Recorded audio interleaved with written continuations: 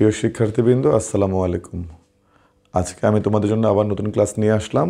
আজকে আমি তোমাদেরকে উচ্চতর গণিত বিষয়ের অনুশীলনী 8.3-এর যে কোনো কোণে ত্রিকোণমিতিক অনুপাতের মান নির্ণয় তোমাদেরকে শিখাবো। তো এটা করতে আমাদেরকে বিভিন্ন তথ্য জানতে হবে। সেই তথ্যগুলো আমরা আগে দেখি আমাদের কি কি তথ্য প্রয়োজন। তো যে কোনো কোণে ত্রিকোণমিতিক অনুপাত নির্ণয়ের জন্য দুইটা পরস্পরচ্ছেদী সরলরেখা আঁকতে হবে। এই যে দুটো পরস্পরচ্ছেদী সরলরেখা আঁকলাম, আমরা জানি এটা হচ্ছে এক্স প্রাইম বা ঋণাত্মক অংশ, এটা হচ্ছে এক্স, এটা হচ্ছে ওয়াই, এটা হচ্ছে ওয়াই প্রাইম, এটা হচ্ছে ও মূলবিন্দু। তো আমরা জানি এক্স, আমরা মূলবিন্দুর ডানের দিকে গেলে আমরা জানি এখানে প্লাস, আমরা যদি মূলবিন্দুর বামে যাই তাহলে এখানে হচ্ছে মাইনাস। প্রথম অংশটা হচ্ছে এক্স অক্ষের মান আর পরেরটা হচ্ছে ওয়াই অক্ষের মান। আমরা যদি উপরের দিকে যাই, যেহেতু কোনো প্রাইম চিহ্ন নাই, তাহলে এখানে হবে প্লাস, এখানে হবে প্লাস। যদি আমরা নিচের দিকে নামি তাহলে এখানে হচ্ছে, যেহেতু প্রাইম চিহ্ন আছে, এখানে হবে মাইনাস, এখানে হবে মাইনাস। অর্থাৎ প্রথমে আমাদেরকে সিলেক্ট করতে হবে এক্সের মান ডানে না বামে। আমরা যদি ডানে যাই তাহলে এক্সের মান হচ্ছে প্লাস, আমরা যদি বামে যাই তাহলে হচ্ছে এক্সের মান মাইনাস। আমরা যদি মূলবিন্দু থেকে উপরের দিকে যাই তাহলে ওয়াইয়ের মান হচ্ছে প্লাস, কারণ এখানে কোনো প্রাইম চিহ্ন নাই। আর আমরা যদি নিচের দিকে যাই তাহলে এখানে হচ্ছে প্রাইম চিহ্ন আছে, দুইটাই মাইনাস। যেহেতু এখানে মূলবিন্দু এবং এই কোণগুলো, ধনাত্মক কোণগুলো বিবেচনা করা হয় ঘড়ির কাঁটার বিপরীত দিকে, যেটা আমাদের 7.1 অনুশীলনীতে ছিল। তাহলে আমরা এখন, যেহেতু এখানে দুইটাই প্লাস, এটাকে বলা হয় প্রথম চতুর্ভাগ, যেটা প্লাস মাইনাস ঘড়ি কাঁটার বিপরীত দিকে এন্টি ক্লক। এটা হচ্ছে দ্বিতীয় চতুর্ভাগ, এটা হচ্ছে তৃতীয় চতুর্ভাগ, এটা হচ্ছে চতুর্থ চতুর্ভাগ। ধনাত্মক কোণ সবসময় ঘড়ির কাঁটার বিপরীত দিক থেকে চিহ্নিত করতে হয় এবং যেখানে প্লাস প্লাস আছে সেখান থেকে প্রথম চতুর্ভাগ শুরু, তার বিপরীতে দ্বিতীয় চতুর্ভাগ, তারপর তৃতীয় চতুর্ভাগ, তারপর চতুর্থ চতুর্ভাগ। আর যদি ঋণাত্মক কোণ শুরু হয় তাহলে সেটা হবে চতুর্থ চতুর্ভাগ থেকে শুরু, এটা চতুর্থ, তারপর তৃতীয়, তারপর দ্বিতীয়, তারপর প্রথম, এবং কাউন্ট কিন্তু চতুর্থ চতুর্ভাগই হবে। ঋণাত্মক কোণ এখান থেকে শুরু, কিন্তু এটা চতুর্থ চতুর্ভাগই হবে, এখানে কিন্তু প্রথম চতুর্ভাগ হবে না। তো এখন এখানে প্রথম চতুর্ভাগে কোন কোণের মান মাইনাস, কোন অনুপাতগুলো মাইনাস, কোন অনুপাতগুলো প্লাস। তো আমি দেখতে পাচ্ছি এখানে আমি যদি ডানে যাই তাহলে এটা হচ্ছে এক্স অক্ষ, যেটাকে আমরা বলি ভূমি। আমি এখন এই চিহ্নগুলো মুছে দিচ্ছি। এখন কোন চতুর্ভাগে কে প্লাস আর কে মাইনাস হবে তার যদি আমরা একটু নমুনা দেখি, তো আমরা আসলে সহজেই আমরা সূত্র লিখি, অল স্টুডেন্টস টেক কেমিস্ট্রি। এই সূত্র দিয়ে আমরা সহজে মনে রাখতে পারি যে অল স্টুডেন্টস টেক কেমিস্ট্রি।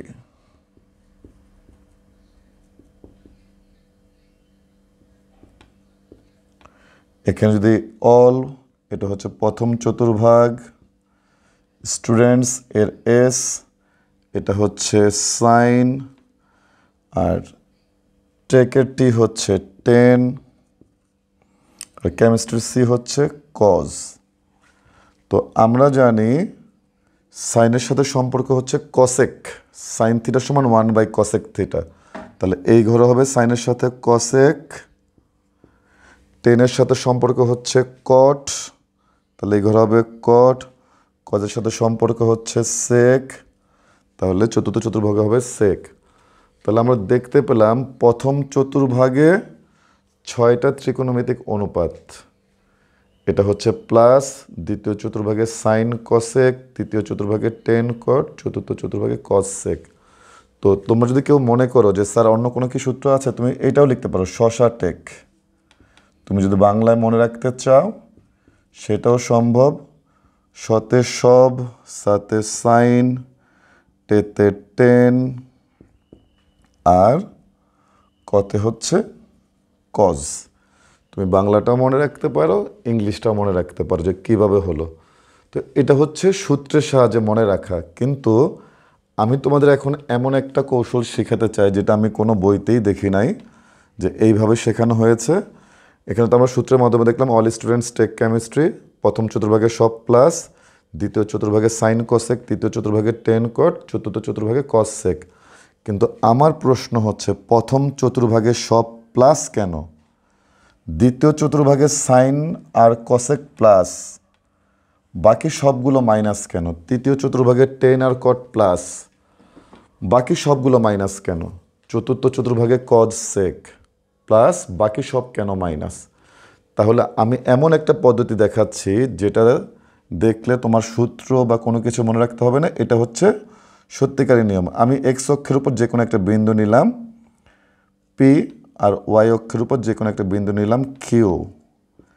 আমি যদি এখন যোগ করি পি আর কিউ, তো এখানে আমরা জানি ও বিন্দুতে 4টা সমকোণ উৎপন্ন হয়েছে। এখানে একটা সমকোণ, এখানে একটা সমকোণ, এখানে একটা সমকোণ, এখানে একটা সমকোণ। সমকোণের বিপরীত বাহু সেটা হচ্ছে অতিভুজ। তো আমরা দেখতে পাচ্ছি, আমরা যদি ডানের দিকে যাই এক্স অক্ষের মানটা এখানে প্লাস, ওয়াই অক্ষের উপরের দিকে আমরা গেলাম সেটা ওয়াই অক্ষের মান হচ্ছে প্লাস। আর যেহেতু আমরা দুটো বিন্দু সংযোগ করেছি, যেই দূরত্বটা উৎপন্ন হয়েছে আমরা জানি দূরত্ব কখনো ঋণাত্মক হতে পারে না, তাই পি কিউ সর্বদা প্লাস। তাহলে আমাদের সূত্রে বলা আছে সাইন থিটা মানে হচ্ছে লম্ব ভাগ অতিভুজ। আমি সূত্র কিভাবে সব প্লাস হলো আমি সেই নমুনাটা দেখাচ্ছি। এখানে অনেকেই শুধু মনে রাখে all student take chemistry, all students take care, বিভিন্নজন বিভিন্নভাবে মনে রাখে। কস থিটা মানে হচ্ছে ভূমি ভাগ অতিভুজ। যদি আমরা এইভাবে শিখি তাহলে আমাদের কখনোই ভুল হবে না, এবং তুমি যদি ভবিষ্যতে কাউকে শেখাতে চাও এই নিয়মে শেখালে সে কখনো আর ভুলবে না। হয়তো সূত্রের সাহায্যে মনে রাখার কৌশল, কিন্তু সত্যিকারে শেখাতে চাইলে বা শিখতে চাইলে এইভাবেই শিখতে হবে। তাহলে প্রথম হচ্ছে সাইন থিটা হচ্ছে লম্ব ভাগ অতিভুজ। তাহলে আমরা এখানে দেখতে পাচ্ছি লম্ব হচ্ছে ও কিউ আর অতিভুজ হচ্ছে পি কিউ। তো আমরা কি দেখতে পাচ্ছি, লম্বের মান উপরের দিকে গিয়েছে তাই লম্বের মান হচ্ছে প্লাস, আর অতিভুজ যেহেতু এখানে দূরত্ব নির্ণয় করেছি তাহলে এখানে অতিভুজ হচ্ছে প্লাস। তাহলে লম্ব প্লাস অতিভুজ প্লাস, তার মানে এই ঘরে সাইন প্লাস। আর সাইনের সাথে যেহেতু কসেকের সম্পর্ক, কসেক হচ্ছে অতিভুজ ভাগ লম্ব, তাহলে অতিভুজ আর লম্ব সে একই কথা হলো, অর্থাৎ অপোজিটটাও সেটা প্লাস হবে। এবার কজ, আমরা কজের মান হচ্ছে ভূমি ভাগ অতিভুজ, ভূমি হচ্ছে ওপি আর অতিভুজ হচ্ছে পি কিউ। আমরা কি দেখতে পাচ্ছি এখানে ভূমি হচ্ছে প্লাস, কেন প্লাস, আমরা ডানে গিয়েছি, আর অতিভুজ দূরত্ব এখানে প্লাস, তার মানে কজ প্লাস, কজ যেহেতু প্লাস তার মানে সেকও প্লাস। এবার টেন, টেন হচ্ছে লম্ব ভাগ ভূমি, লম্ব প্লাস ভূমি প্লাস, তার মানে টেন হচ্ছে প্লাস, আর টেন প্লাস মানে হচ্ছে কটও প্লাস। তাহলে আমরা দেখতে পেলাম যে প্রথম চতুর্ভাগে সব কেন প্লাস, এখানে লম্ব ভূমি অতিভুজ সব প্লাস, এজন্য এই ঘরে অল প্লাস। এখন হচ্ছে এই দ্বিতীয় চতুর্ভাগ, এটা তো আমরা বলতেছি 1 নং চতুর্ভাগ বা প্রথম চতুর্ভাগ, এই হলো দ্বিতীয় চতুর্ভাগ। এখানে আমি আরেকটা বিন্দু নিলাম, আমি এটাকে বলতেছি আর, এখানে সমকোণ। এখন কিন্তু আমি দেখতে পাচ্ছি এক্স প্রাইম আছে, তার মানে এটা কিন্তু মাইনাস, এটা ওয়াই অক্ষের উপর অবস্থিত তাই এটা হচ্ছে প্লাস, আর এটা হচ্ছে দূরত্ব তাই এটা হচ্ছে ঋণাত্মক, অর্থাৎ এটা হচ্ছে ধনাত্মক। তাহলে এখন যদি আমি বলি সাইন থিটা, আমি যদি বলি লম্ব ভাগ অতিভুজ, এখানে লম্ব হচ্ছে ও কিউ আর অতিভুজ হচ্ছে কিউ আর। যেহেতু লম্ব এখানে কোনো প্রাইম নাই, লম্ব প্লাস অতিভুজ প্লাস, তার মানে দ্বিতীয় চতুর্ভাগে সাইন প্লাস। আর যেহেতু সাইনের সাথে কসেকের সম্পর্ক তাই কসেকেও প্লাস। এখন স্যার তাহলে আপনি এখানে কজ সেক টেন কট এই চারটা কেন লিখলেন না? আমি যদি একটা উদাহরণ দিয়ে বলি কজ অথবা টেন, কজ হচ্ছে ভূমি ভাগ অতিভুজ, আমরা লিখে রেখেছি কজ হচ্ছে ভূমি ভাগ অতিভুজ, ভূমি হচ্ছে ও আর অতিভুজ হচ্ছে কিউ আর। তাহলে এখানে যেহেতু ও আর হচ্ছে এক্স প্রাইমের উপর অবস্থিত, তাহলে ভূমির মানটা এখানে আমরা দেখতে পাচ্ছি মাইনাস, আর অতিভুজ হচ্ছে এখানে প্লাস।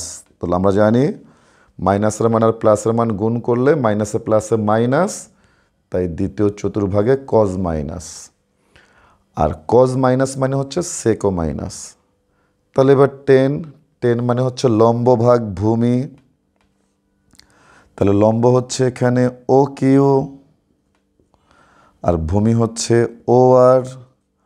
ও কিউ এটা ওয়াই অক্ষের ধনাত্মক দিকে অবস্থিত, তাহলে এটা হচ্ছে প্লাস, ও আর এটা হচ্ছে এক্স প্রাইম অর্থাৎ এক্সের ঋণাত্মক দিকে অবস্থিত, তাই এটা হচ্ছে মাইনাস। তাহলে উপরে প্লাস নিচে মাইনাস, আমরা যদি গুণ করি প্লাসে মাইনাসে মাইনাস, অর্থাৎ এই ঘরে টেন মাইনাস। তার মানে দ্বিতীয় চতুর্ভাগে টেন মাইনাস মানে হচ্ছে কট মাইনাস। তাহলে খুব সহজে আমরা বুঝতে পারলাম দ্বিতীয় চতুর্ভাগের সাইন এবং কসেক কেন প্লাস। সাইনের লম্ব হচ্ছে প্লাস আর অতিভুজ হচ্ছে প্লাস, এই জন্য প্লাস।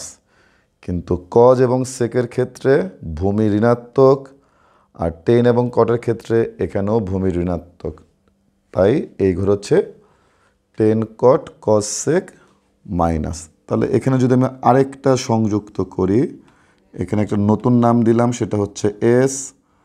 তাহলে এখানে এটা হচ্ছে সমকোণ। আমরা দেখতে পাচ্ছি যদি আমি এখন এই ঘরে, আমরা বলেছিলাম শুরুতেই এখানে হচ্ছে টেন প্লাস আর কট plus all students take chemistry. তাহলে এখানে কীভাবে টেন প্লাস হলো আমরা সেটা যদি একটা নমুনা দেখে, আমি যদি এখন এই সূত্রটা বলি, সাইন হচ্ছে লম্ব ভাগ অতিভুজ। আমরা এখানে লম্ব কি দেখতে পাচ্ছি, লম্ব হচ্ছে ওয়াই অক্ষের উপর অবস্থিত, তার মানে লম্ব হচ্ছে ও এস আর অতিভুজ হচ্ছে আর এস। তাহলে ওএস হচ্ছে ওয়াই অক্ষের ঋণাত্মক দিকে অবস্থিত, তাই মান হচ্ছে মাইনাস, আর এস হচ্ছে অতিভুজ, তার মানে সর্বদা প্লাস। যেহেতু মাইনাস প্লাসে গুণ করলে মাইনাস, তার মানে এই ঘরে সাইন মাইনাস, আর সাইন মাইনাস মানে কসেকও মাইনাস।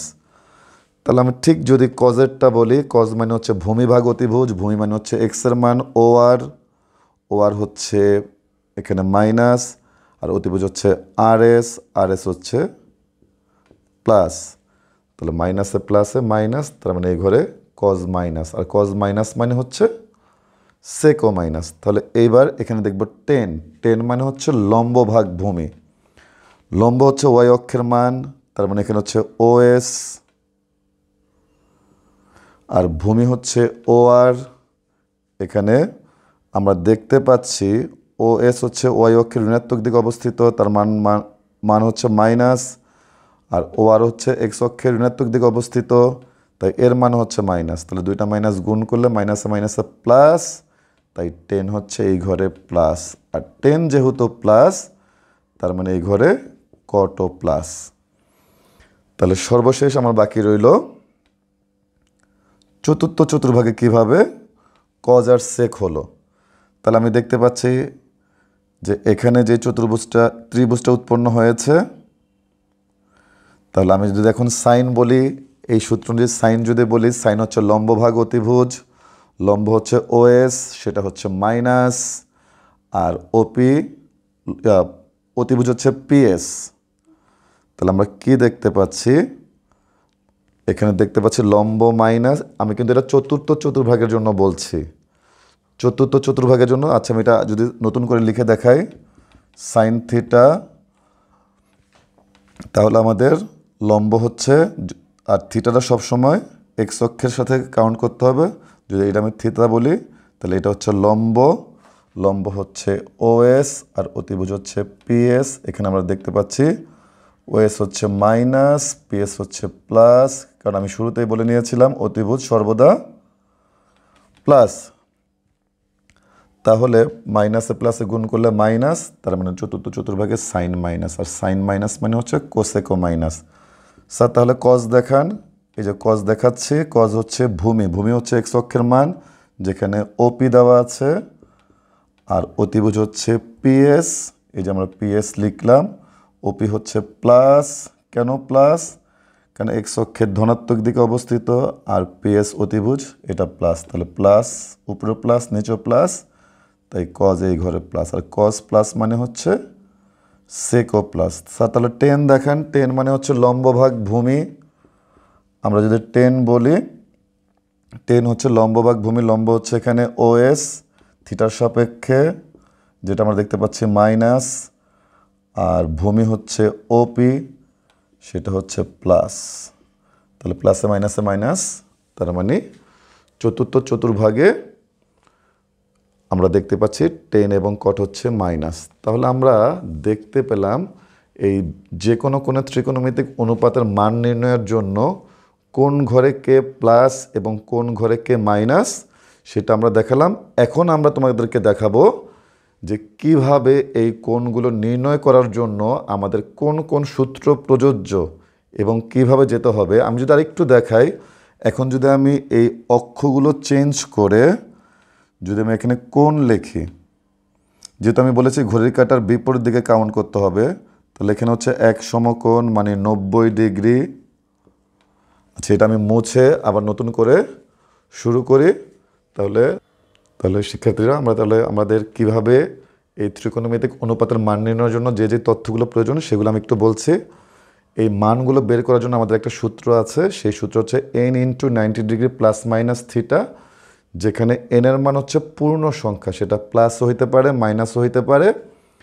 আর এখানে n এর মান দুইটা হইতে পারে, একটা হচ্ছে জোড়, একটা হচ্ছে বিজোড়। যদি n এর মান জোড় হয় তাহলে এটার সাথে যে ত্রিকোণমিতিক অনুপাত থাকবে, মনে করো সাইন থাকলো বা কস থাকলো বা টেন থাকলো, সেক কোসেক কট যেটাই থাকলো, যদি এনটা যদি জোড় হয় তাহলে এই ত্রিকোণমিতিক অনুপাত যেটা থাকবে তার কোনো পরিবর্তন হবে না। আর যদি বিজোড় হয়, এখানে যদি বিজোড় হয় তাহলে ত্রিকোণমিতিক অনুপাতের পরিবর্তন হবে, এবং পরিবর্তনটা হচ্ছে এইরকম। আমরা যে কেমিস্ট্রিতে লা-শাতলি নীতি করেছি উভয়মুখী বিক্রিয়া, সাইন থিটা থাকলে হবে কস থিটা,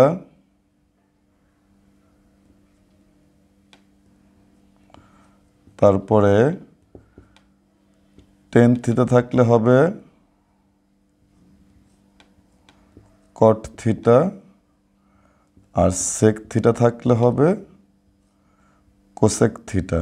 আচ্ছা, এটা নিয়ে অনেকের মধ্যে একটু সন্দেহ কাজ করে যে সাইনের সাথে কোসেকের সম্পর্ক, কিন্তু সাইনের সাথে কস কীভাবে সম্পর্ক হলো, টেনের সাথে কট সেটা ঠিক আছে, আমরা সূত্রের সাথে টেনের সাথে কটের মিল আছে, টেন থিটা সমান 1/কট থিটা, কিন্তু এখানে সাইনের পরিবর্তে কস হলো কেন, আর টেনের পরিবর্তে কট ঠিক আছে, সেকের পরিবর্তে কোসেক হলো কেন? আসলে যখন আমরা এই অঙ্কটা করি, আমি যদি এখানে থিটা ধরি, আমি একটু আগে দেখেছিলাম এখানে হচ্ছে কিউ, এখানে ছিল আর, তাহলে এখানে থিটার সাপেক্ষে আমি যদি বলি সাইন থিটা সমান লম্ব ভাগ অতিভুজ, তাহলে সেটা ছিল ও কিউ ভাগ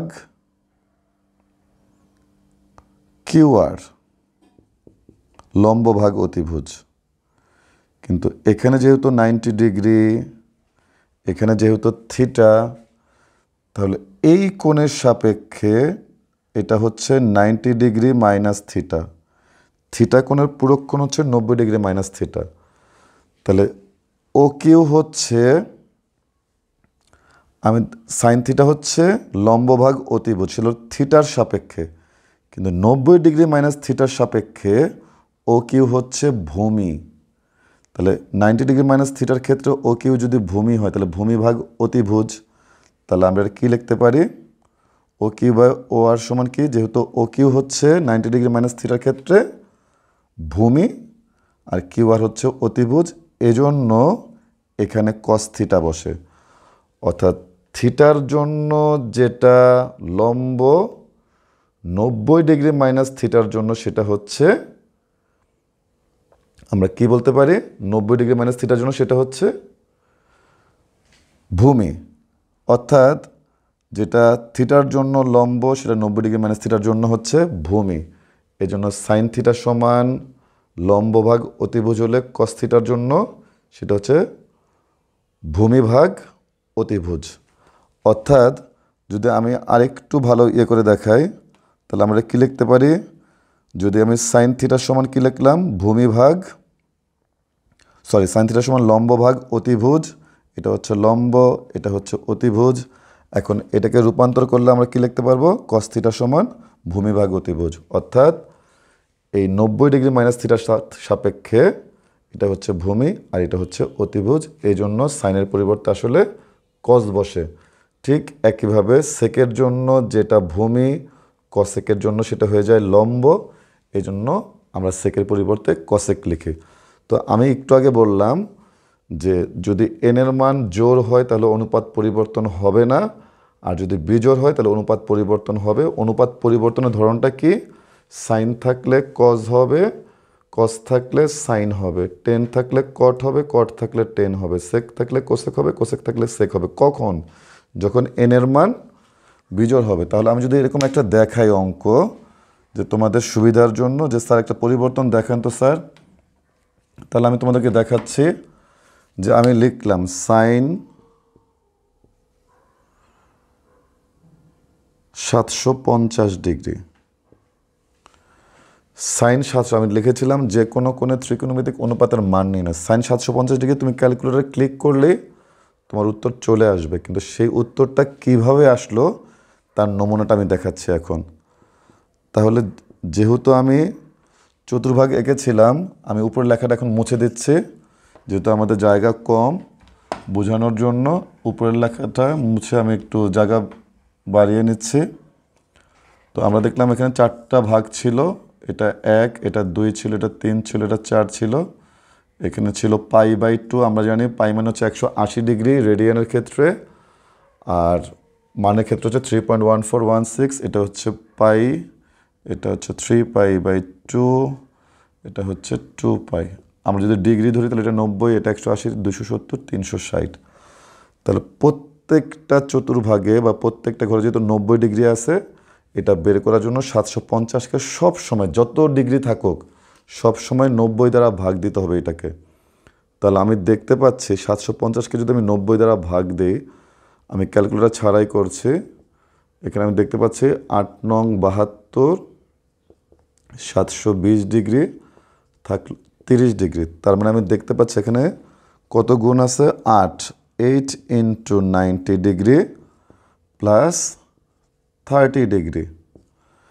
তাহলে এবার আমার শর্ত ছিল যে যে কোনো ত্রিকোণমিতিক অনুপাতের মান নির্ণয়ের জন্য এনের মান যদি জোড় হয় তাহলে কোনো অনুপাত পরিবর্তন হবে না। তাহলে আমি এখানে দেখতে পাচ্ছি এখানে 8 আছে বা 8 আছে, 8 যেহেতু জোড় সংখ্যা তাহলে সাইন যেটা আছে সাইনই থাকবে, কোনো অনুপাত পরিবর্তন হবে না।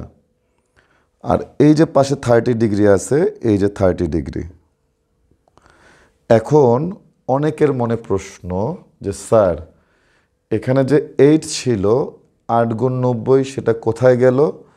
তাহলে এই অঙ্ক সমাধানের জন্য তোমাকে প্রথমে যেটা করতে হবে, প্রথমে হচ্ছে অনুপাত পরিবর্তন, তারপর হচ্ছে চিহ্ন পরিবর্তন।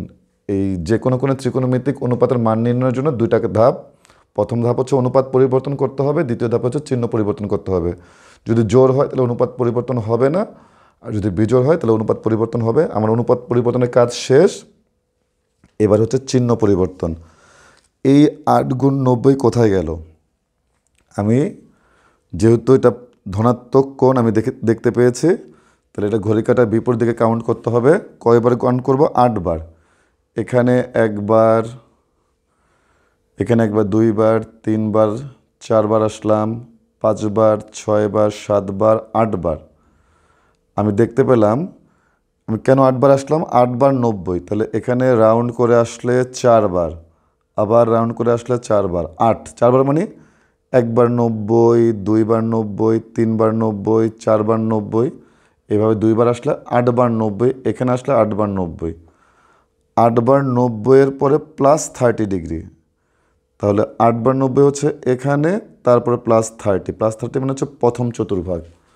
তো আমরা শুরুতে লিখে দিয়েছিলাম প্রথম চতুর্ভাগে হচ্ছে সব প্লাস, তাহলে প্রথম চতুর্ভাগে সব প্লাস দেখে এখানে কোনো চিহ্ন পরিবর্তন হবে না।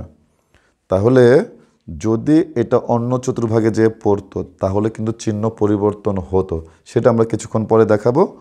তাহলে আমরা এখন দেখতে পেলাম sin 30 ডিগ্রি, তাহলে এর মান হচ্ছে হাফ। তুমি যদি ক্যালকুলেটরে ক্লিক করো অথবা আমাদের জেনারেল ম্যাথ বইতে 190 পৃষ্ঠায় যে ছক আছে সেই ছকের মধ্যে তুমি দেখতে পাবো sin 30 ডিগ্রির মান হাফ, অথবা ক্যালকুলেটরে ক্লিক করলেও এভাবে আমরা মান বের করতে পারবো। স্যার তাহলে আমরা কি আরেকটা দেখতে পারি যে কিভাবে আমাদের এই মানগুলো অনুপাত কিভাবে পরিবর্তন হবে? আমি যদি এখন এখান থেকে 90 কমায় দিই, 750 থেকে যদি আমি 90 বাদ দিয়ে দিই তাহলে কত হবে? 750 বিয়োগ 90, 0, 15 থেকে 9 বাদ দিলে 6, 660 ডিগ্রি। তাহলে এখন আমরা যদি 660 ডিগ্রি বের করতে চাই, আমি বলছি যে আমরা এখন বের করব 10660 ডিগ্রি। তাহলে আমাদের নিয়ম কি? এটাকে 90 দ্বারা আমরা ভাগ দিব, কতবার যাবে? আমার যাবে 7 নং 63, 630 থাকে 30, তাহলে 10 7 গুণ 90 ডিগ্রি প্লাস 30 ডিগ্রি। তাহলে আমরা এখন দেখতে পাচ্ছি এখানে কিন্তু বিজোড় সংখ্যা। তো বিজোড় সংখ্যা হলে আমার বলা ছিল অনুপাত পরিবর্তন হবে। তো অনুপাত কিভাবে পরিবর্তন হবে? 10-এর পরিবর্তে কট হবে। তাহলে এই যে এখানে ছিল কিন্তু 10 হয়ে যাবে কি কট। কেন কট হইল? বিজোড় দেখে। আর এই যে 30 ডিগ্রি, এই যে কট 30 ডিগ্রি।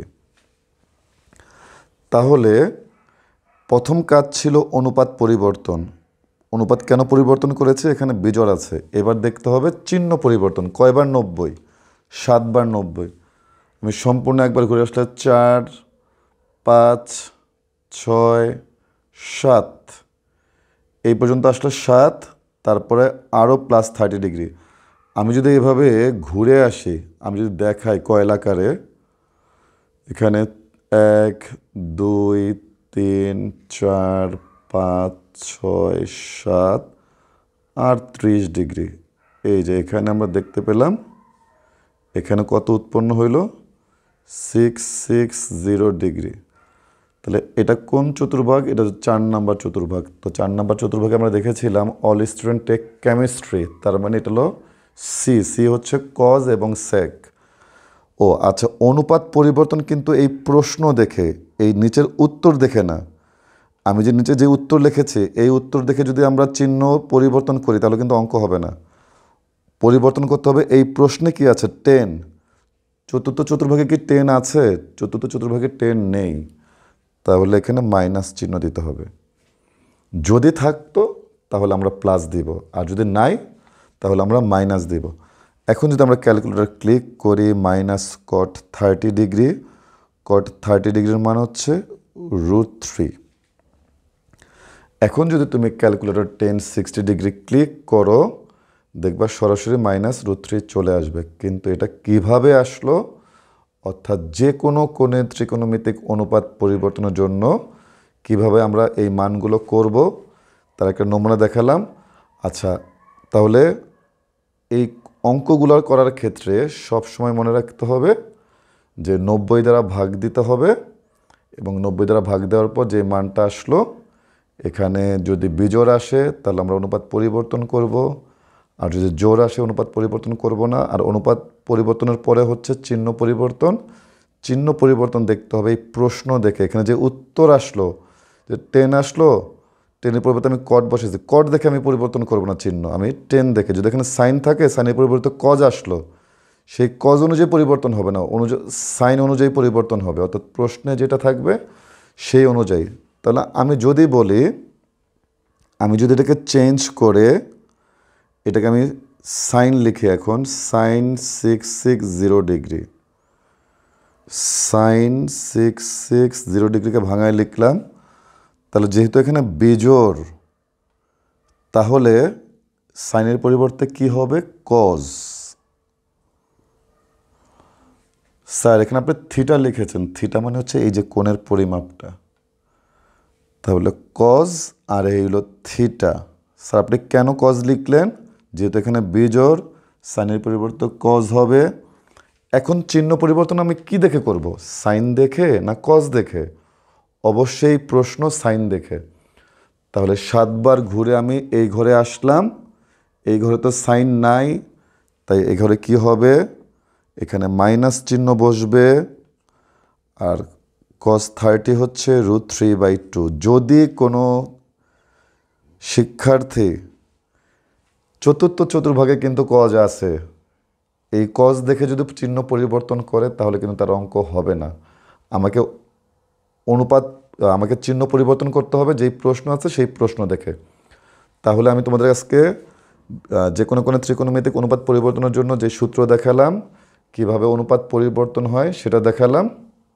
আর আরেকটা টিপস দিয়ে রাখি, আমাদের যখন অঙ্কের সমাধান আসবে, সমাধানের ক্ষেত্রে সব সময় এই 180 ডিগ্রি আর এই 360 ডিগ্রি বিবেচনা করতে হবে। কেন বিবেচনা করতে হবে? তুমি যখন অঙ্কের সমাধান করবা, তুমি যদি 90 ডিগ্রি আর 270 ডিগ্রি বিবেচনা করো, তাহলে আমরা দেখতে পাচ্ছি অনুপাত পরিবর্তন হয়ে যায়, তাহলে অঙ্কের সমাধান করা যাবে না।